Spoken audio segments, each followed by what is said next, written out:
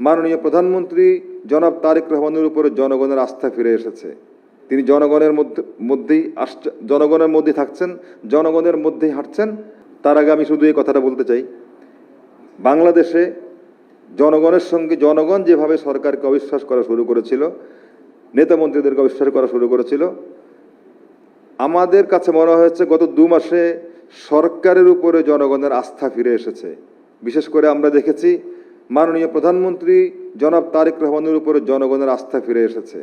তিনি জনগণের মধ্যেই থাকছেন, জনগণের মধ্যেই হাঁটছেন। তিনি নিরাপত্তার তোয়াক্কা করছেন না। জনগণের কাছে যে সমস্ত আশা ভরসা, যে সমস্ত প্রতিশ্রুতি দিয়েছিলেন, তিনি প্রত্যেকটি প্রতিশ্রুতি পালনের চেষ্টা করছেন।